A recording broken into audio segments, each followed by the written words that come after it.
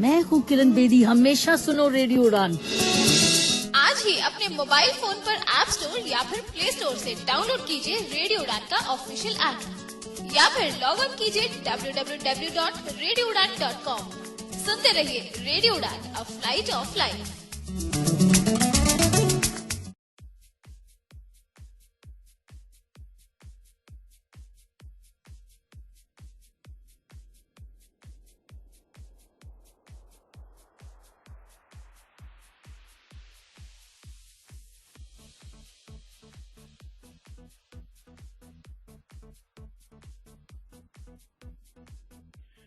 जी हाँ दोस्तों, नमस्कार, आदाब, सत श्री अकाल। मैं दानिश महाजन एक बार फिर से प्रोग्राम बदलता दौर में आपका स्वागत करता हूँ। बदलता दौर में लगातार हम डिसेबिलिटी से रिलेटेड इश्यूज को आपके सामने रखते हैं और आपको लॉजिक कंक्लूजन करने पर छोड़ देते हैं। हम आपको ये भी मौका देते हैं कि आपकी जो भी क्वेरीज हैं आप हमारे रिस्पेक्टिव पैनलिस्ट से अपनी क्वेरीज पूछ सकते हैं। आज का टॉपिक क्या है, बहुत सारे लोग इससे रूबरू हैं और बहुत सारे लोग जिन्होंने अभी ट्यून इन किया है रेडियो उड़ान को, आज का टॉपिक भी बताएंगे और आज के पैनलिस्ट भी बताएंगे। उससे पहले आज की हेडलाइंस।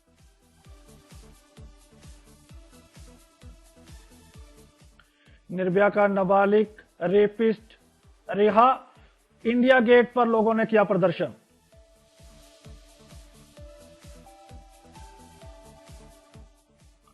गांव हत्या पर बैन लगाना हाई कोर्ट का नहीं काम, कहा एचसी ने।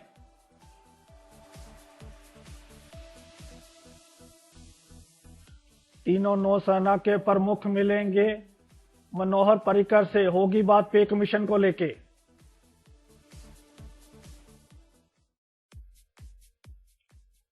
डेक्कन हेराल्ड के बाद सुब्रमण्यम स्वामी दोबारा गांधी परिवार को कोर्ट में खींचने के लिए तैयार।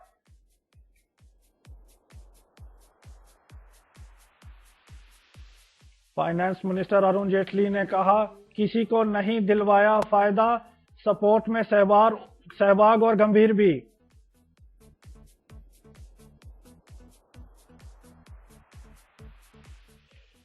बाहुबली से ज्यादा पैसों की मूवी होगी रोबोट 2।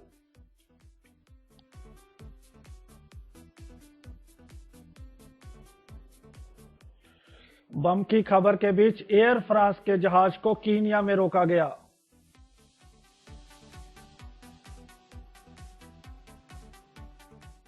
और क्रिस गेल ने 2020 में कायम किया नया रिकॉर्ड, 600 छक्के मारने वाले बने पहले बैट्समैन।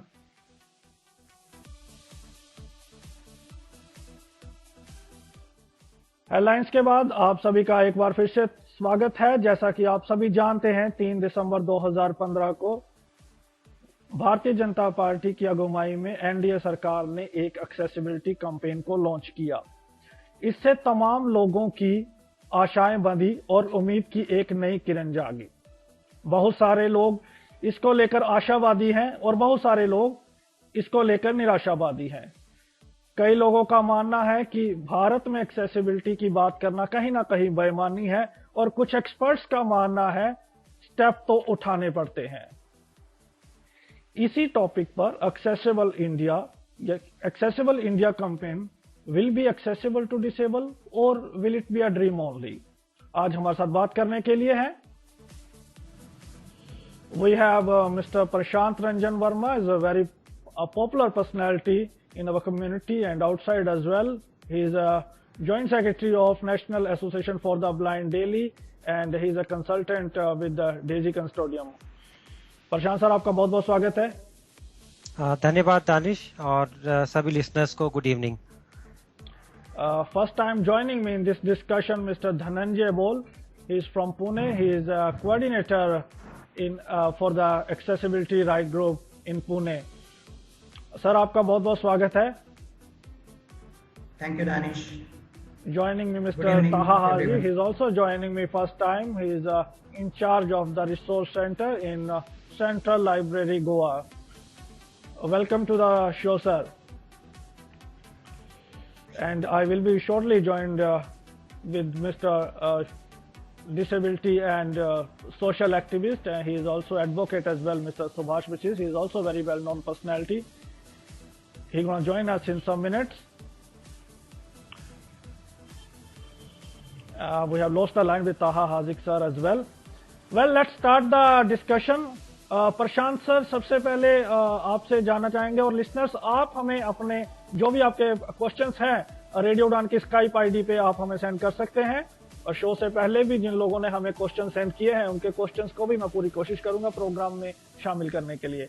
प्रशांत सर, सबसे पहला, would you like to give credit to this government who have initiated this campaign, or could you please tell us a little bit more what is the real vision of the government for this project?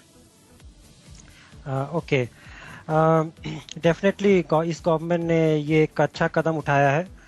तो accessible India campaign जो 3 दिसंबर को launch हुआ, इसकी तैयारी पिछले कुछ महीने से गवर्नमेंट कर रही थी, और इस कैंपेन के तहत उन्होंने 3 इश्यूज पे काम करने का सोचा है।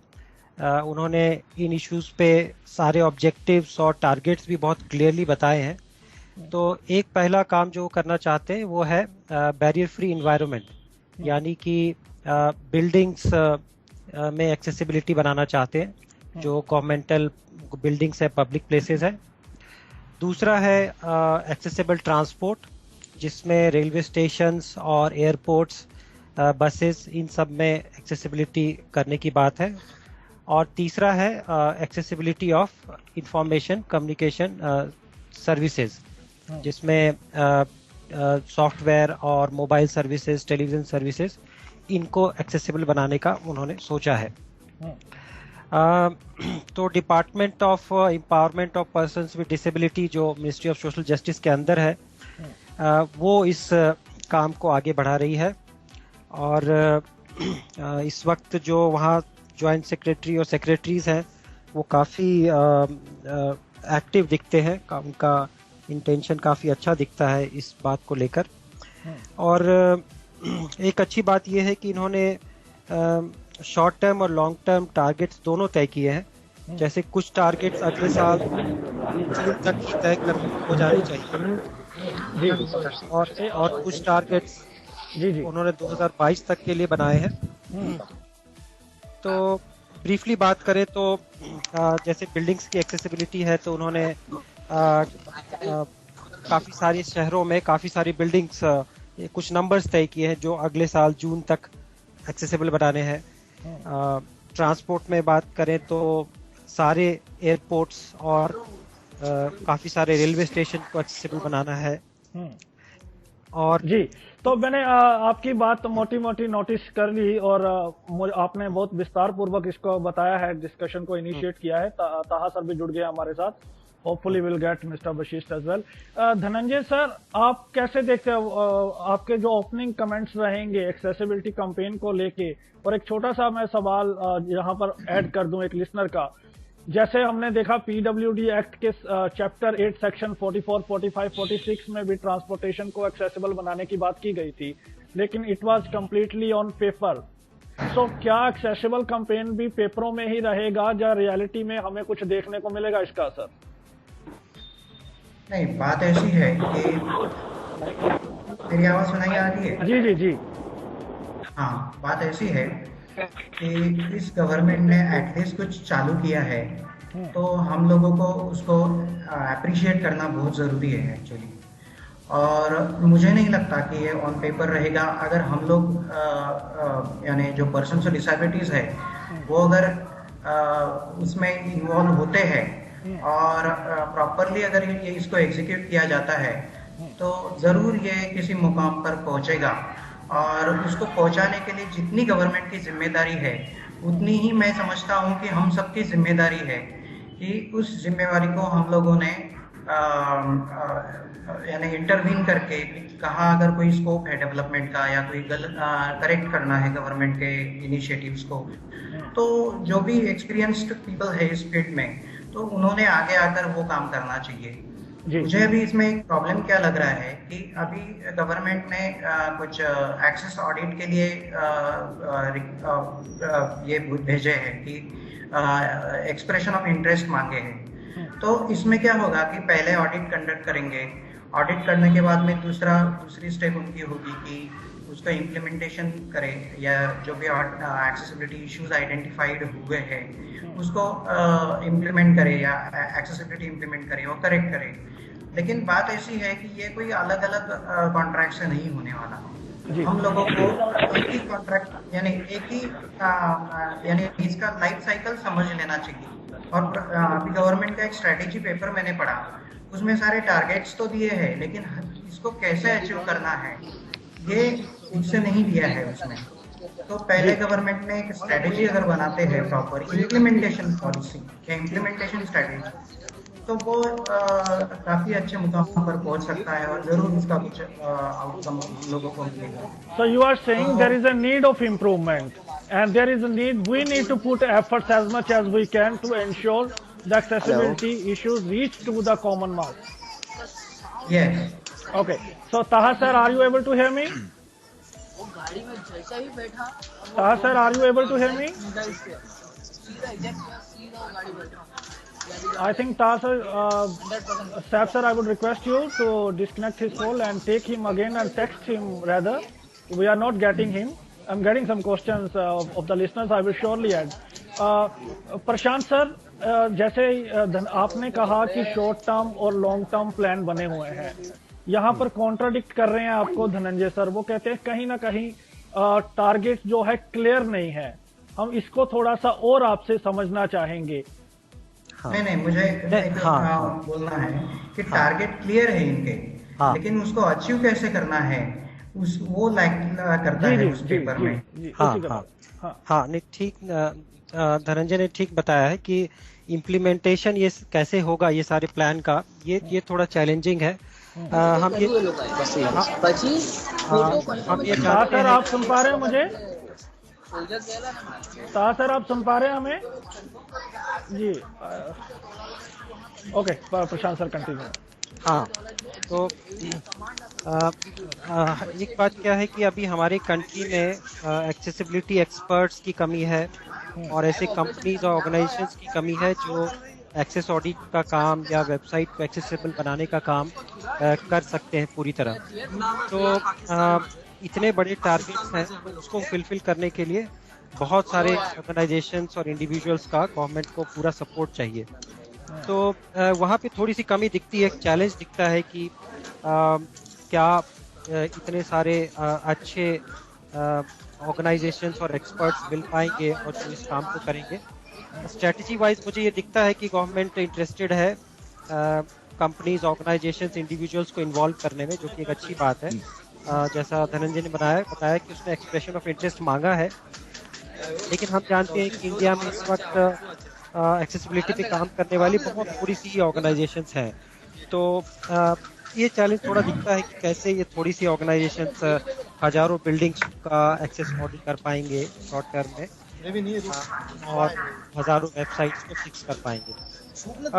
तो नेवरदलेस गवर्नमेंट का इरादा अच्छा दिखता है और देखते हैं आगे कैसे आगे बढ़ता है। अगर इंटेंशन सही बने रहे तो मुझे कि कुछ टारगेट्स तो एटलीस्ट अचीव होंगे, पूरे नहीं तो काफी हद तक वो अचीव कर पाएंगे। हमें कुछ कंप्लेंट्स आ रही है लिसनर्स की कि कुछ शोर आ रहा है। सर आप ताहा जी को रिमूव कर दें, इनको टेक्स्ट करें कि आप अपना माइक्रोफोन सेट करें। ताहा सर आप हमें सुन पा रहे हैं? I think he is not listening, so kindly remove he until he rectify his problem, because हम चाहते हैं ये डिस्कशन लोगों तक पहुंचे। जी, और धनंजय सर, इससे पहले कि मैं सीधा टॉपिक्स पे आऊं, और एक क्वेश्चन और है, क्या अभी तक जो हमारी ऑर्गेनाइजेशन का रोल है, तो क्या आपको लगता है कि गवर्नमेंट की ओर से सभी को इनवाइट किया गया है, और क्या हमारी ऑर्गेनाइजेशन इस कैंपेन में बढ़ चढ़कर भाग ले रही है? और एक छोटा सा एक क्वेश्चन सुनील जी का है राजस्थान से, वो पूछना चाहते हैं कि क्या इसमें ऐसा भी है कि अगर कोई कंपनी, प्राइवेट कंपनी या फिर कोई एनजीओ अगर इम्प्लीमेंट करती है एक्सेसिबिलिटी जो कंडीशंस हैं, तो क्या उनको भी किसी तरह का बेनिफिट दिया जा रहा है या टेम्पटेशन, ताकि वो इसको इम्प्लीमेंट करें?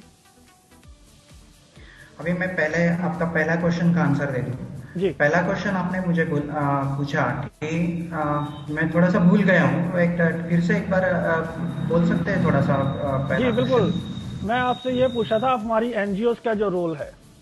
हाँ हाँ, एनजीओस का रोल। तो एनजीओस का रोल यानी government actually is trying to reach out up to as many people as possible, यानी इस फील्ड में जो काम कर रहे हैं, मैं जहाँ पे देख रहा हूँ government is trying, I mean जो department of empowerment of person with disabilities के जो लोग हैं वो एंथुसियास्टिकली काम करते हुए हमें दिखाई दे रहे हैं, और वो they are trying to reach out as many people as possible. लेकिन क्या है कि हमारा बहुत बड़ा देश है और बहुत बड़े चैलेंजेस भी है हमारे सामने, तो थोड़ा वक्त लगेगा सब लोगों तक पहुंचने के लिए। तो पहुंच तो रहे हैं, और एनजीओस का रोल उसमें काफी अहम हो सकता है। और एनजीओस कुछ एनजीओस तो उन तक पहुंचे हैं, लेकिन मुझे कुछ हद तक ऐसा दिखाई दे रहा है कि दिल्ली और दिल्ली एनसीआर के आसपास के जो लोग हैं वो जल्दी से वहां तक गवर्नमेंट पहुंच सकती है, लेकिन अगर उसको प्रॉपरली चैनलाइज किया जाता है तो वो ऑल ओवर इंडिया में एक सिस्टमेटिकली इम्प्लीमेंटेशन हो सकता है।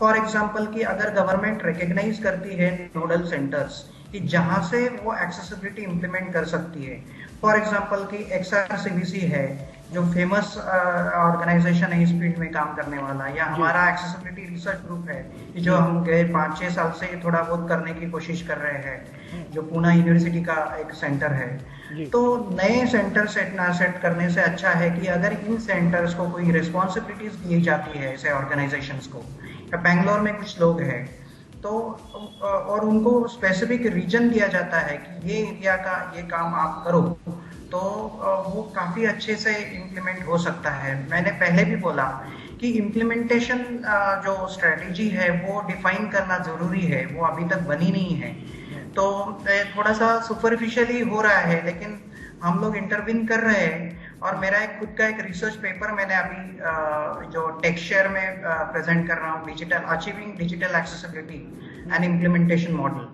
तो उसमें मैंने दिया है कि वो पेपर में कि कैसे कैसे इम्प्लीमेंटेशन किया जाए, 9 स्टेप इम्प्लीमेंटेशन मॉडल है वो।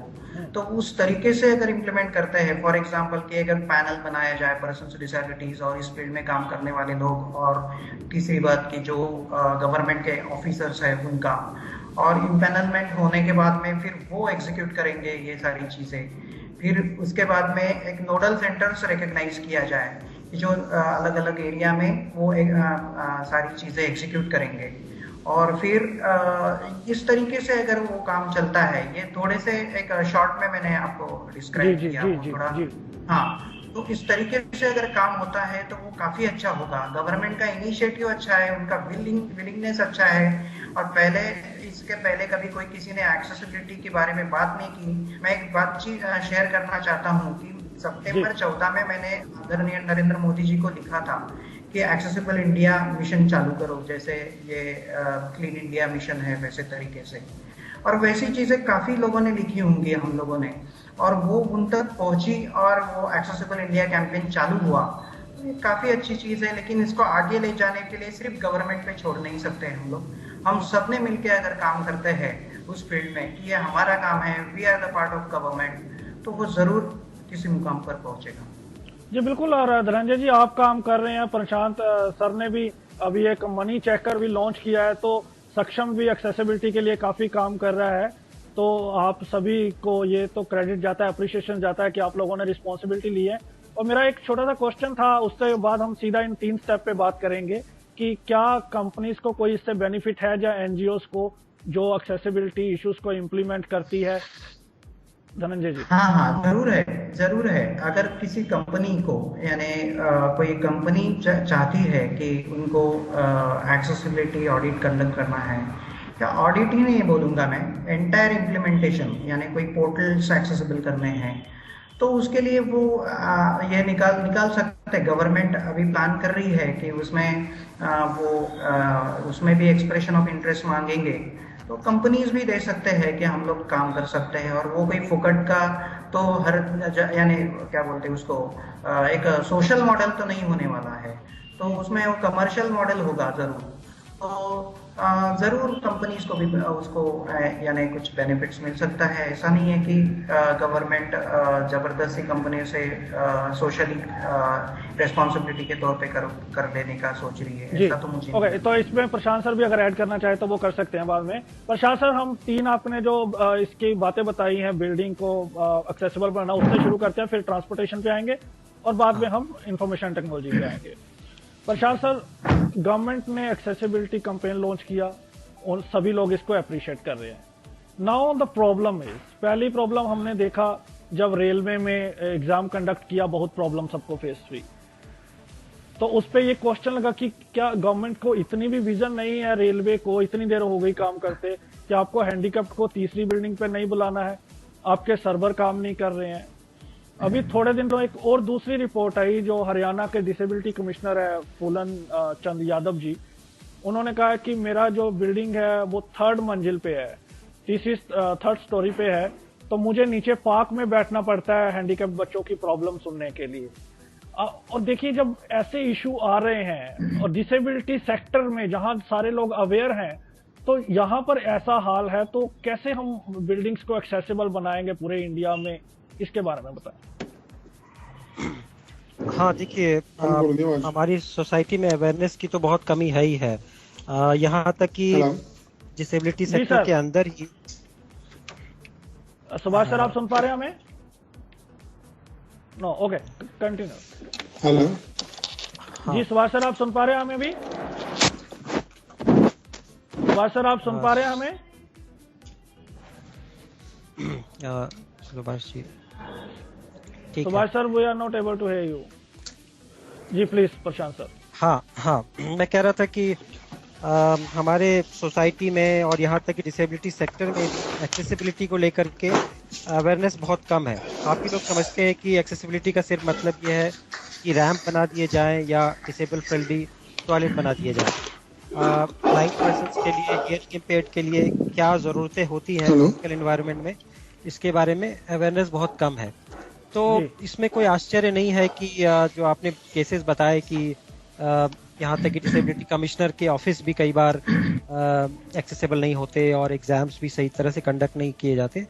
लेकिन जो इस कैंपेन में जो बात होनी है वो ये है कि एक एक्सपर्ट एजेंसी को ये जिम्मेवारी दी जाएगी कि आप इस पर्टिकुलर बिल्डिंग का ऑडिट करके बताइए कि सभी डिसेबिलिटीज के पॉइंट ऑफ व्यू से इसमें क्या प्रॉब्लम है और स्पेसिफिक रिकमेंडेशंस दीजिए कि क्या किया जाना है, और उसके बाद वो काम, उसको इम्प्लीमेंट करने का काम किसी दूसरी प्रोफेशनल एजेंसी को दिया जाएगा। तो अगर ये काम सही ढंग से, इसी ढंग से होता है, तब तो हम थोड़ा उम्मीद कर सकते हैं कि वो बिल्डिंग एटलीस्ट सभी डिसेबिलिटीज के हिसाब से एक्सेसिबल बन पाएंगी। तो इसमें कोई प्रॉब्लम नहीं है, प्लानिंग ठीक है। इम्प्लीमेंटेशन हमारी कंट्री में हमेशा चैलेंज होता है, किसी भी तरह का प्लान हो, चाहे वो क्लीन इंडिया कैंपेन ही हो या दूसरे ही हो, उसमें भी चैलेंजेस हमें दिख रहे हैं, तो वो रहेंगे। लेकिन क्योंकि पहली बार ये हो रहा है, तो हम सब लोग को कोशिश करनी चाहिए कि हम इसको प्रमोट करें। अब जैसे गवर्नमेंट ने अवेयरनेस के लिए भी बहुत सारा मटेरियल अपनी वेबसाइट पे डाला है, तो कम से कम हम सब लोग, इंडिविजुअल्स, ऑर्गेनाइजेशंस, इसके जो पोस्टर्स हैं, जो हैंडआउट्स हैं, वही अपने वेबसाइट्स वगैरह पे डाल सकते हैं, फेसबुक पे डाल सकते हैं, ताकि जैसे कुछ नहीं तो मान लीजिए पास का कोई रेस्टोरेंट हो, कोई प्राइवेट कंपनी ऑफिस हो, तो वो अपने आप ही शायद अवेयरनेस मिल जाने से क्या पता वो कुछ चीजें इम्प्लीमेंट कर दे। तो यही होपफुल आप कह रहे हैं कि काफी जरूरत है, लेकिन आप फिर भी होपफुल हो। जी बशीर सर, आप सुन पा रहे हैं हमें अभी? Subhash sir, are you able to hear us? Danish ji, मैं कुछ ऐड करना चाहता हूँ इसमें। Please go ahead. आपके बाद छोटा सा ब्रेक लेंगे हम, आप बात कंप्लीट करें, उस ब्रेक के बाद फिर हम लिसनर से मुखातिब होंगे। जी ओके। तो जैसे आपने बात की कि 3rd फ्लोर पे उसको किसी हैंडीकैप को एडमिट एग्जाम के लिए बिठाया, या कोई डिसेबिलिटी कमिश्नर का ऑफिस जो है वो 2nd 3rd फ्लोर पे है, तो जैसे ही एक्सेसिबल इंडिया कैंपेन चालू होता है तो इमीडिएटली सारी चीजें कोई बदलने नहीं वाली। वो की जादू की छड़ी नहीं है कि वो 1 मिनट में वो सारी चीजें जैसे हम लोगों को चाहिए वैसी होगी। लेकिन हम लोग जरूर इसका ये कर सकते हैं कि अगर 3-4 साल में अगर ऐसी चीजें नहीं हो रही और ऐसी चीजें फिर से हम लोगों को दिख रही है, तो फिर हम लोग बोल सकते हैं कि ये कैंपेन जो है इसका फेल्यूर है, या तो फिर ये कुछ ठीक से नहीं हो रहा है। नहीं धनंजय सर, यहाँ पर थोड़ा सा कॉन्ट्ररी पॉइंट है। मैं बात कर रहा हूँ ये एक्सेसिबल कैंपेन होने से पहले की बात है। तो मेरा ये मानना है कि ये तो एक कॉमन सेंस है कि एक हैंडीकैप बच्चा तीसरी मंजिल पे नहीं चढ़ सकता। मतलब अवेयरनेस के इतने बुरे हाल है। अवेयरनेस, हाँ, बहुत बुरे हाल है अवेयरनेस के। अभी हमारा जो सेंटर है वो accessibility awareness and sensitisation programme चलाता है। गए 5 साल से हम लोग चला रहे हैं। 50 प्रोग्राम्स हम लोग करते हैं हर साल, कॉलेजेस, यूनिवर्सिटीज में और अलग अलग जगह पे। तो उस तरीके का अगर अवेयरनेस कैंपेन होता है हर जगह पे, तो लोगों को समझ में आएगा कि जरूरत क्या है। तो बहुत ग्राउंड लेवल से काम करना हम लोगों को जरूरी है। तो we have to start in the beginning. हमें ये नहीं देखना कि पीछे क्या, आप जो कह रहे हैं कि अबे हमें बिल्कुल शुरुआत से काम करना पड़ेगा अगर इसको सक्सेसफुल बनाना है। छोटा सा ब्रेक लेते हैं, ब्रेक के बाद लौटेंगे जी। हाँ, मैं बोलूंगा कि ग्राउंड से भी नहीं, माइनस लेवल से काम करना पड़ेगा। जी बिल्कुल, ब्रेक के बाद इसको कंटिन्यू करेंगे। और थैंक यू सो मच, आपके काफी मैसेजेस आ रहे हैं, कुछ क्वेश्चंस मैंने शामिल किए हैं और कुछ ब्रेक के बाद शामिल करेंगे। बने रहिए रेडियो उड़ान पर।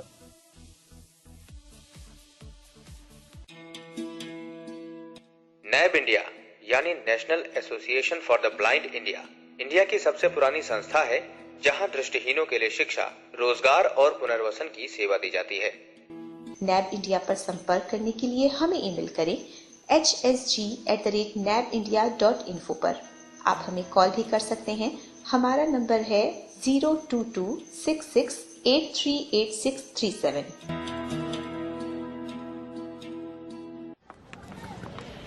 यार सुमित, एक बात पूछूं?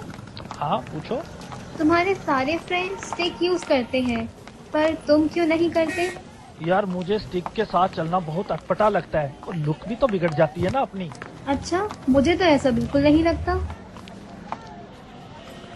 तुम 1 मिनट यहीं रुको, मैं जरा अपनी इंस्टॉलमेंट पे करके आती हूँ, और कहीं जाना मत यहाँ से। ठीक है।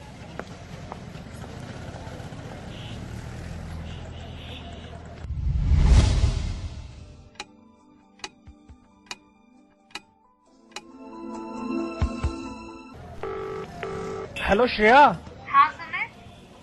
यार कितना समय हो गया, कहाँ हो तुम? My God, I am so sorry Sumit. मुझे मेरी एक फ्रेंड मिलते हैं, मैं उसके साथ निकल गई। मैं भूल ही गई थी कि तुम मेरे साथ थे। काश कि आपने सही समय पर केन का इस्तेमाल सीख लिया होता, तो आज हालात ऐसे न होते।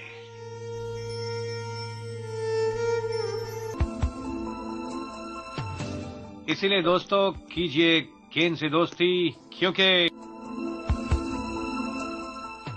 No cane no gain.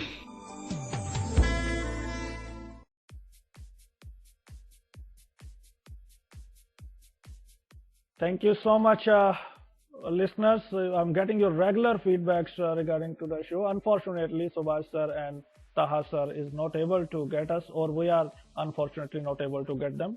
But काफी बातें हमें इस कैंपेन की हमें सामने आ रही है। इसी चर्चा को हम आगे बढ़ाएंगे। हमारे साथ प्रशांत सर हैं, धनंजय जी हैं।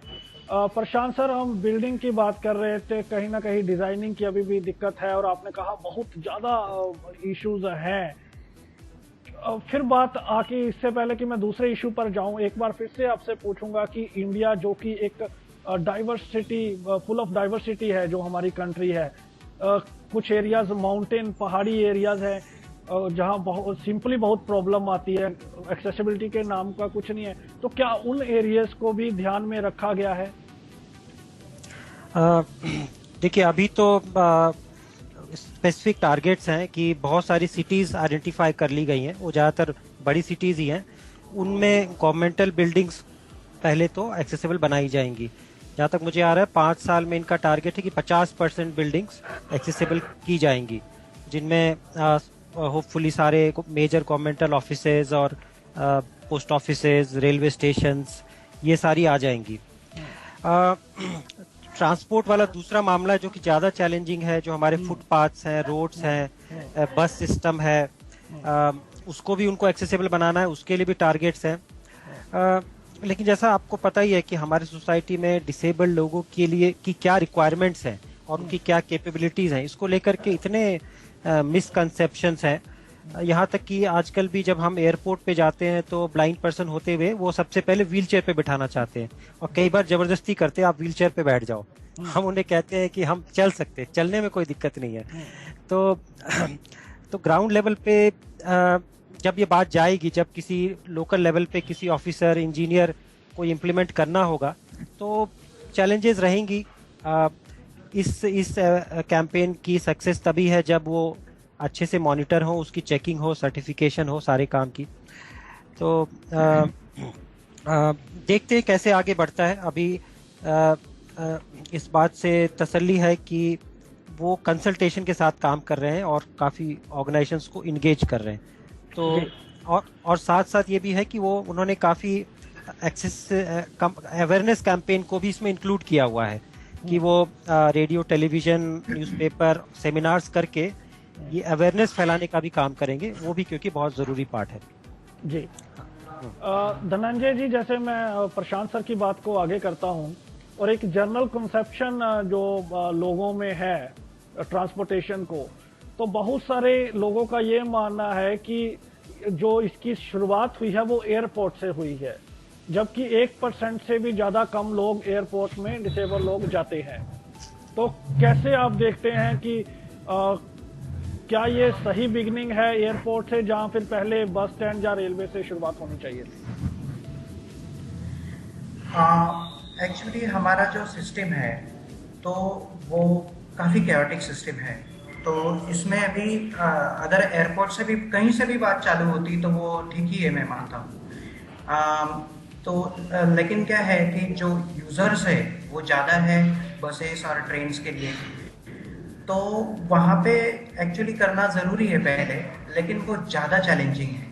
हाँ। तो इसके लिए मेरे ख्याल से मुझे ऐसा लगता है कि वो स्टार्ट किया है ऊपर से, यानी एयरपोर्ट्स या वहाँ से एक्सेसिबिलिटी, और रेलवे स्टेशन के एक्सेसिबिलिटी के बारे में भी सोच रहे हैं वो लोग और कर रहे हैं। तो जो 100 बिल्डिंग्स आइडेंटिफाई की गई है हर मेट्रो सिटी में या बड़े शहरों में, तो उसमें रेलवे स्टेशंस भी इंक्लूड किए गए हैं। तो वहाँ पे भी एक्सेसिबिलिटी ज़रूर होगी, लेकिन उस पर ज़्यादा ध्यान देना ज़रूरी है, क्योंकि क्या है कि ज़्यादा से ज़्यादा लोग वहाँ पे उससे ट्रैवल करते हैं। हाँ। अभी हमारे पुणे का एक छोटा सा इशू मैं आपको बताता हूँ कि BRTS, आपको पता है कि रैपिड बस ट्रांजिट सिस्टम जो होता है BRTS, जो रास्ते के बीचों बीच से बस जाती है दोनों साइड से, तो उससे क्या, और जब बस स्टॉप जो होता है वो रास्ते के बीचों बीच होता है, उसके लिए क्रॉस करने के लिए पुणे में कोई सिस्टम नहीं है कि फुट ओवर ब्रिज या अंडरग्राउंड वगैरह, ऐसा कुछ नहीं है। इवन क्रॉस वॉक भी नहीं है वहाँ पे। तो ये सारी चीज़ें होने के ये नहीं ना होने के है नहीं, इसके लिए हम लोगों को वहाँ से सोचना ज़रूरी है। और बात ऐसी है कि ये सारी जो चीज़ें हैं इम्प्लीमेंट करने के लिए, तो छोटी छोटी जो बॉडीज है यानी कि कॉरपोरेशंस है, तो वहाँ पे भी इम्पैनलमेंट होना ज़रूरी है। और जो भी रिक्वेस्ट फॉर प्रपोजल्स आते हैं तो उसमें ही एक्सेसिबिलिटी सबसे पहले इन लोगों ने डालना चाहिए, तभी कंप्लीशन आएगा किसी बिल्डिंग का या किसी ट्रांसपोर्ट सिस्टम का। तो जब कंप्लीशन मिलता है तो उसमें accessibility should be one of the criteria, तभी ये सारी चीज़ें सचमुच में हो सकती है, नहीं तो थोड़ा सा मुश्किल लगता है, मुझे ज़्यादा चैलेंजिंग लगता है। हाँ ठीक है। दानिश, मैं कुछ कहना चाहता हूँ। जी जी जी।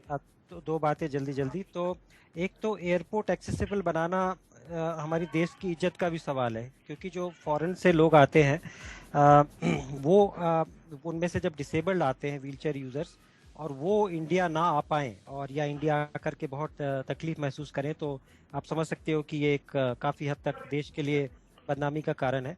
तो हर जगह करना ज़रूरी है, लेकिन एयरपोर्ट पे भी करना ज़रूरी है। और अच्छी बात है कि और वहाँ जल्दी हो सकता है, वहाँ पे छोटे छोटे चेंजेस की ही ज़रूरत है। दूसरा, मैं इस कैंपेन से कुछ हद तक पर्सनल तौर पे 3 चीजों से जुड़ रहा हूँ।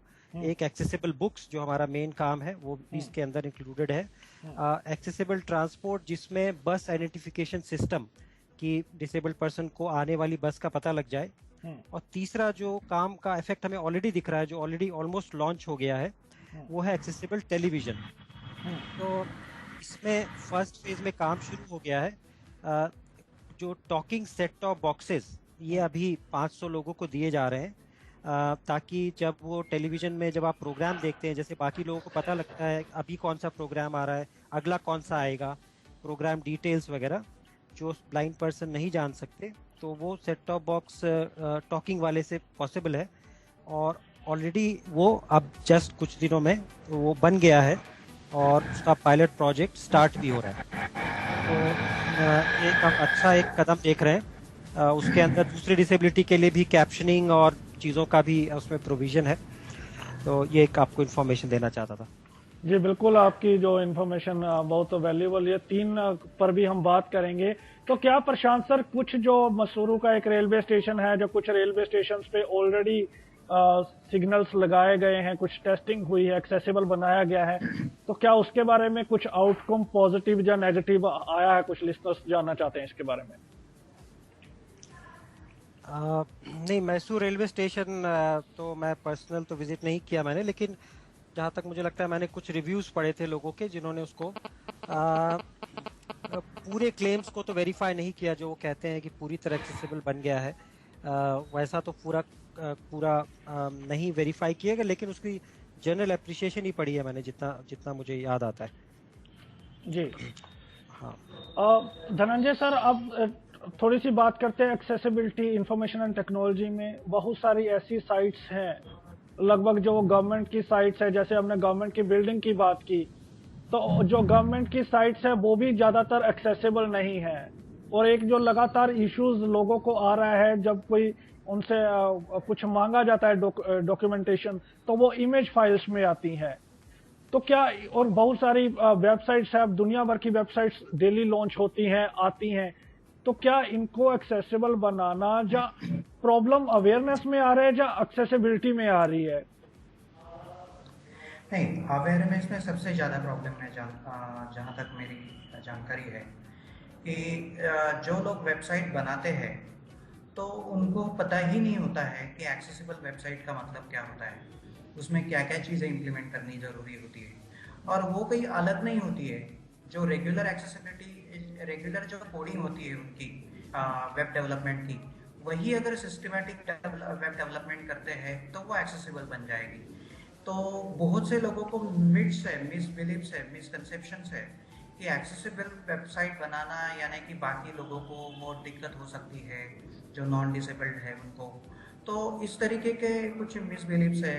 बहुत सी चीज़ें हैं कि कुछ लोग मानते हैं कि टेक्स्ट ओनली वेबसाइट अगर बनाते हैं तो वो सारी एक्सेसिबल हो जाएगी। तो ये सारी चीज़ें दूर हो सकती है केवल अवेयरनेस से। तो अवेयरनेस की कमी है, ये मैं मानता हूँ। अभी हम लोग गवर्नमेंट ऑफ महाराष्ट्र को ट्रेनिंग देते हैं, उनके एम्प्लॉयज़ को और जो भी ई गवर्नेंस में काम करते हैं उनके लिए। तो अब तक मैंने लगभग 300 से ज़्यादा लोगों को ट्रेन किया है एक्सेसिबिलिटी, डिजिटल एक्सेसिबिलिटी और वेब सर्विसेज एक्सेसिबिलिटी के लिए। तो वो सिर्फ ट्रेनिंग एक पार्ट नहीं है। अभी गवर्नमेंट ने एक्सप्रेशन ऑफ इंटरेस्ट अगर मंगवाया है एक्सेसिबल वेबसाइट बनाने के लिए, तो सिर्फ अगर सिर्फ एक्सेसिबल ऑडिट कंडक्ट करने के लिए, तो ऑडिट करने से कुछ नहीं होगा। ऑडिट करके छोड़ देंगे, फिर 6 महीने के बाद में उसको दूसरा प्रपोजल मांगेंगे कि चलो अभी एक्सेसिबिलिटी इंप्लीमेंट कर लो, आइडेंटिफाई तो कर लिया हमने इश्यूज। तो वो नहीं होने वाला, वो साइमल्टेनियसली करना चाहिए ऑडिट्स और इम्प्लीमेंटेशन। क्योंकि क्या है, 6 महीने में वो वही वेबसाइट पूरी बदल जाती है, तो फिर से वो वही चीज़ें हम लोगों को इवेल्युएट करनी पड़ेगी। एग्जैक्टली।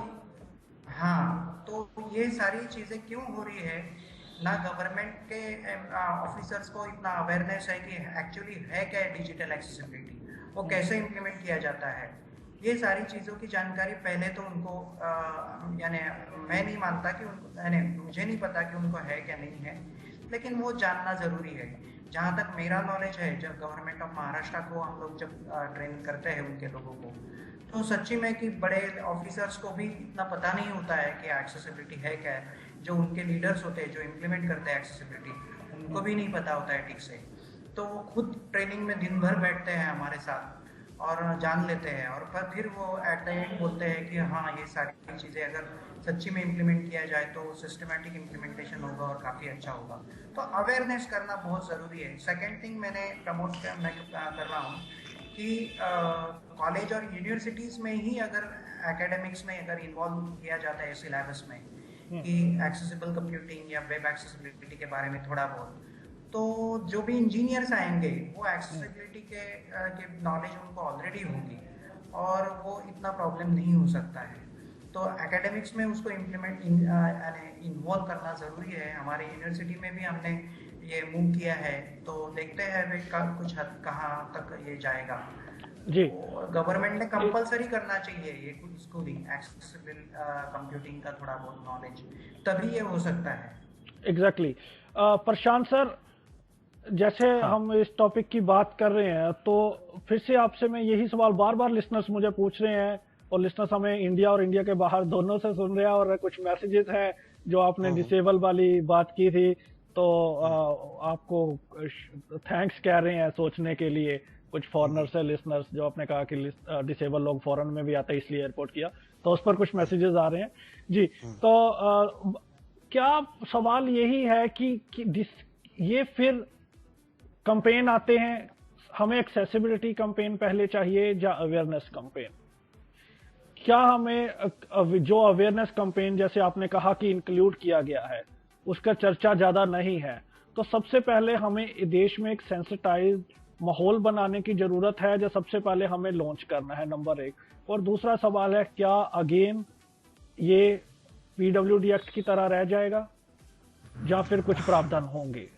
हाँ, ये तो एक्चुअली सारे फ्रंट्स पे काम होना ज़रूरी है, और उसके साथ साथ ये भी ज़रूरी है कि हमारे स्ट्रॉन्ग रूल्स और गाइडलाइंस हो और उनको फॉलो ना करने पे कुछ पनिशमेंट भी हो। तो धनंजय की तरह वेबसाइट वाले काम पे मैं ज़्यादा होपफुल नहीं हूँ कि गवर्नमेंट पूरी तरह से वेबसाइट को एक्सेसिबल बना लेगी। इसमें प्रॉब्लम क्या है कि कुछ प्रेशर आने पे वो लोग कुछ काम तो कर देते हैं और वेबसाइट पे लिख देते हैं कि ये एक्सेसिबल है, लेकिन जब उसकी एक्चुअल टेस्टिंग की जाए तो पता लगता है कि वो अभी भी कई सारे यूजर्स उसको यूज नहीं कर सकते। तो प्रॉब्लम क्या है कि हमारे पास ऐसे लॉज नहीं है, ऐसे कानून नहीं है कि उस ऑर्गेनाइजेशन, उस गवर्नमेंटल ऑफिस के खिलाफ हम कुछ कंप्लेन कर सके और उनको फिर बाद में कुछ फाइन हो या कुछ पनिशमेंट हो। तो ये जो हमारा नया एक्ट है जिसमें कि थोड़े बहुत पनिशमेंट के प्रोविजंस हैं, इसका आना भी बड़ा ज़रूरी है साथ साथ, ताकि इस कैंपेन के तहत जो काम ठीक से ना हो या जो लोग काम को ना करें उनके खिलाफ कुछ कंप्लेन की जा सके और उनको कुछ पनिशमेंट दिलाई जा सके। तो अवेयरनेस के सिलसिले में ये बताऊं कि कल मंडे गवर्नमेंट एक टोल फ्री हेल्पलाइन शुरू कर रही है अवेयरनेस पर्पस के लिए, जिसमें कि डिसेबल पर्सन्स, ब्लाइंड पर्सन्स पूरे इंडिया से कहीं से भी टोल फ्री बात कर सकते हैं। एक नंबर होगा अपने सारे इश्यूज के बारे में। तो काम चल रहा है, वो ठीक है, अच्छी बात है, लेकिन जब वेबसाइट्स और बिल्डिंग्स का प्रॉपर इम्प्लीमेंटेशन नहीं होगा तो अनफॉर्चुनेटली अगर हमारे कानून ऐसे ही रहे तो फिर कोई ज़्यादा रेमेडी नहीं है हमारे पास कि उसको हम फोर्सेबली करा सकें। जी, तो प्रशांत इस पे जी बिल्कुल आप भी कुछ कहिए। और क्वेश्चन एक ये लिसनर से आ रहा है कि क्या जैसे आपने आरपीडी बुल का मुद्दा उठाया है, तो क्या उसमें कुछ प्रोविजंस हैं एक्सेसिबल कैंपेनिंग के लिए? जैसे आपने कुछ, धनंजय जी आप भी कुछ कहना चाहेंगे इस पे?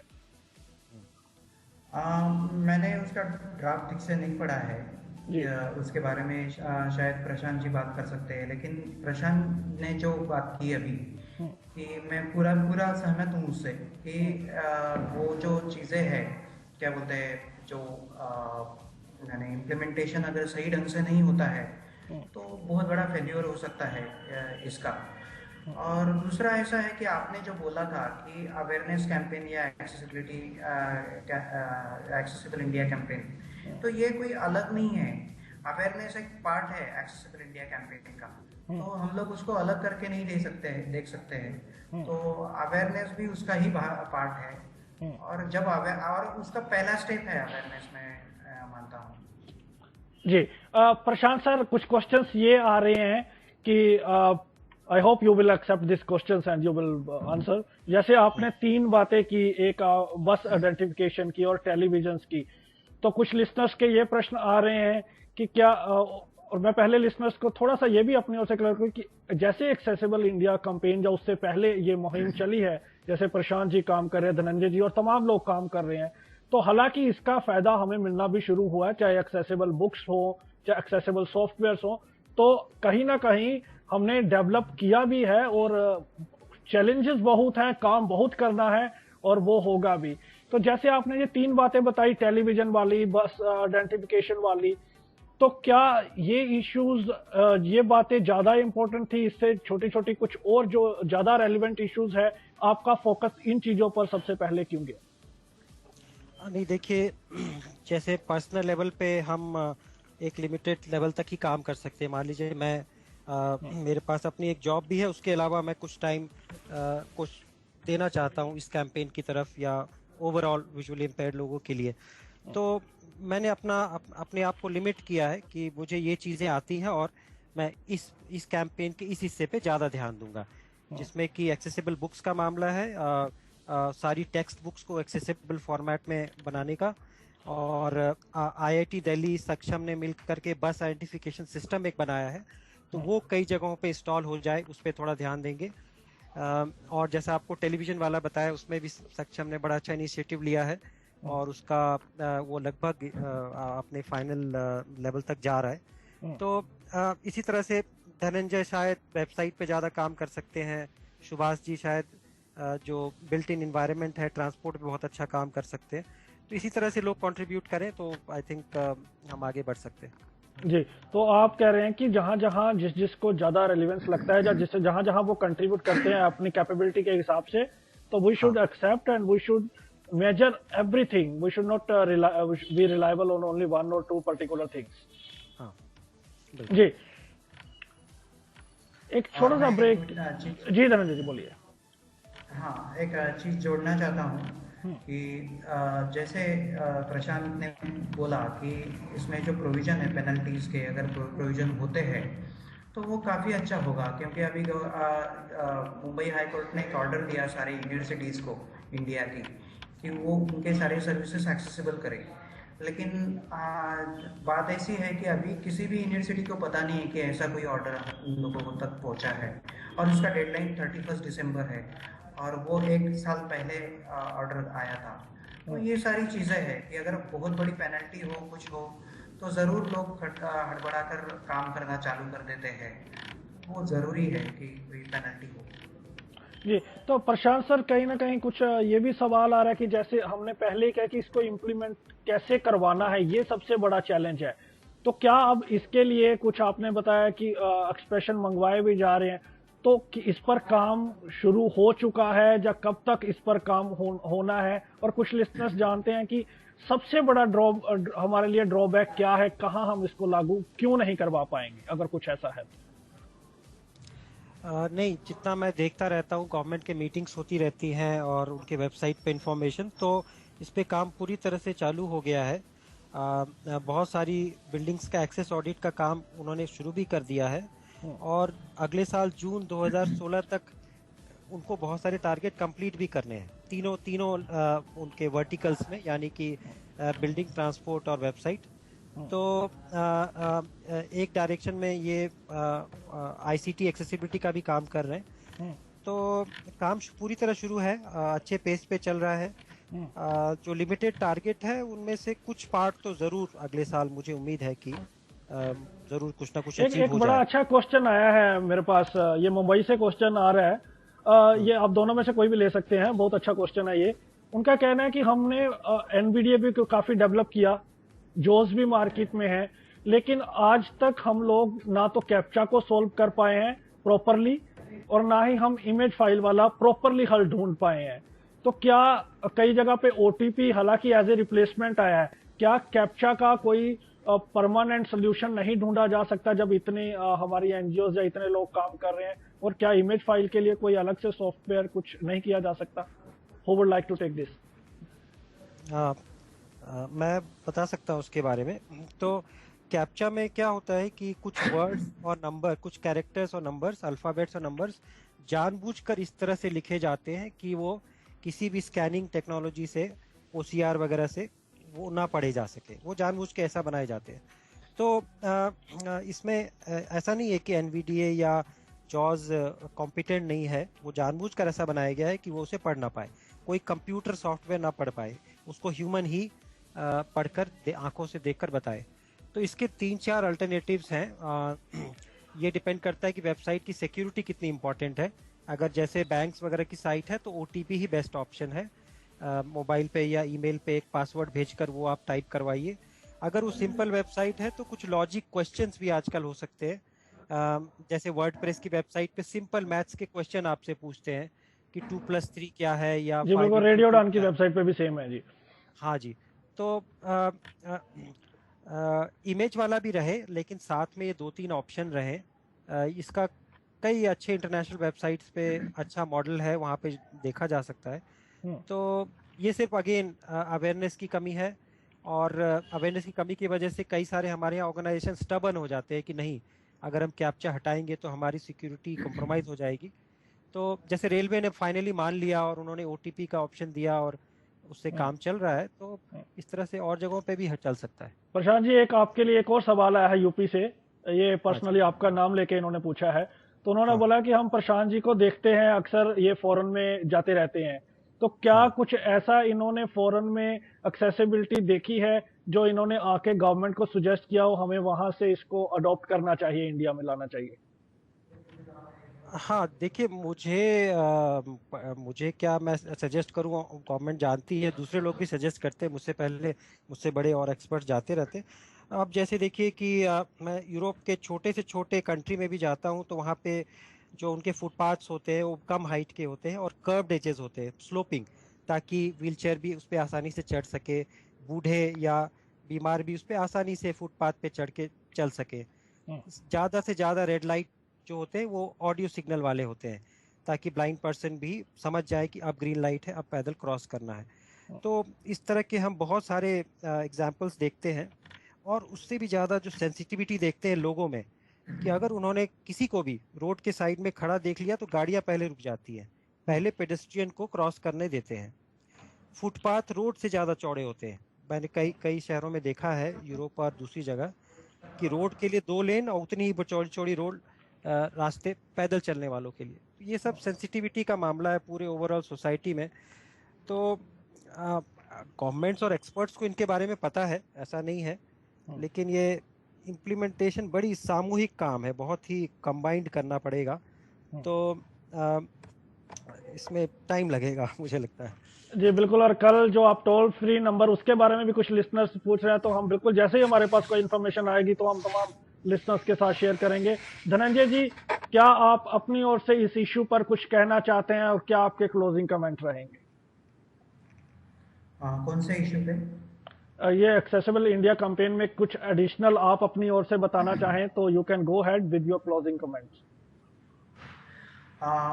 नहीं, ये काफ़ी अच्छा इनिशिएटिव है और हो सकता है ज़रूर सक्सेस हो सकता है, लेकिन गवर्नमेंट प्रॉपर अगर इन्वॉल्वमेंट करती है लोगों का और अच्छे से अगर एक प्लान बनाते हैं इम्प्लीमेंटेशन का, तो ज़रूर उसका अच्छे रिजल्ट्स आएंगे। लेकिन एक बात मैंने बोली अभी कि अगर वेबसाइट्स के एक्सेस ऑडिट कंडक्ट किए जाते हैं और 2-4 महीने के बाद में अगर फिर से उसको इम्प्लीमेंटेशन के लिए लाया जाता है और वो किसी दूसरी एजेंसीज को दिया जाएगा, तो वो ज़रूर फेल होगा, वो सक्सेस नहीं हो सकता, या तो फिर उसमें ज़्यादा पैसे जाएंगे। तो ये चीज़ें एक साथ ही होनी चाहिए कि पूरा इम्प्लीमेंटेशन होना चाहिए। पहले ऑडिट कंडक्ट करेंगे, फिर आगे चल के उसका इम्प्लीमेंटेशन के लिए और काम करेंगे, तो वो नहीं होने वाला ठीक से, ऐसा मुझे लगता है। आपको लगता है? और आपके पेपर पर भी हमारी नजर रहेगी। हम जानना चाहेंगे, अगर उसके अभी हमारे पास 2 मिनट हैं, अगर आप बताना चाहें कि उस पेपर में मोटी मोटी बातें क्या है जो आपने सुजेशंस दिए हैं, कुछ शेयर करना चाहेंगे आप लिस्टर्स के साथ? हाँ ज़रूर, उस पेपर में हमने हमारे पर्सनल एक्सपीरियंस के हिसाब से एक मॉडल बनाया है कि जो 8 या 9 पॉइंट्स है उसमें। तो पहला है कि एक प्रॉपर पैनल बनाया जाए, इम्पैनलमेंट किया जाए पर्सन विद डिसेबिलिटीज और इस फील्ड में काम करने वाले जो भी एक्सपीरियंस लोग हैं उनका, और वो जो बॉडी है वो सारी चीज़ें एग्जीक्यूट करेंगी। उसके बाद में दूसरा जो है कि नोडल सेंटर्स आइडेंटिफाई किए जाए हर पूरे इंडिया में, और वो सेंटर्स के थ्रू वो एग्जीक्यूशन हो। उसमें तीसरा एक पॉइंट है कि जो अभी ये सिक्वेंशियल नहीं है, जितना मुझे याद आ रहा है वैसे मैं बता रहा हूँ। तो और एक पॉइंट उसमें मैंने डाला है कि अवेयरनेस हो। तो अवेयरनेस सिर्फ छोटे छोटे टॉक्स वगैरह से ही नहीं, तो एकेडमिक्स में उसका इम्प्लीमेंटेशन हो, एकेडमिक्स में एक्चुअली कुछ कोर्सेज इंट्रोड्यूस हो एक्सेसिबिलिटी के बारे में, जो मेन स्ट्रीम कोर्सेज है उसमें, और कुछ इस फील्ड में सेमिनार्स या कॉन्फ्रेंसेस वगैरह ऑर्गेनाइज हो, तो उससे अवेयरनेस बढ़ेगा। उसके बाद में हमने बोला है कि अगर फंड रेज करना है इसके लिए, तो वो तो कॉरपोरेट सोशल रिस्पॉन्सिबिलिटीज के थ्रू कर सकते हैं, और जो भी क्या बोलते हैं गवर्नमेंट और जो भी बॉडीज है जो इम्प्लीमेंट करना चाहती है, उनका कोलैबोरेटिवली इन्वॉल्वमेंट अगर होता है फंडिंग के लिए भी, वो एक अच्छा मॉडल हो सकता है। तो बिल्कुल आपके पेपर पर हमारी तमाम नजर रहेगी और आगे भी हम आपसे आप इंफॉर्मेशन लेते रहेंगे, आपको इनवाइट करते रहेंगे ताकि आप लिस्टनर के साथ ज़्यादा से ज़्यादा इंफॉर्मेशन शेयर कर सकें।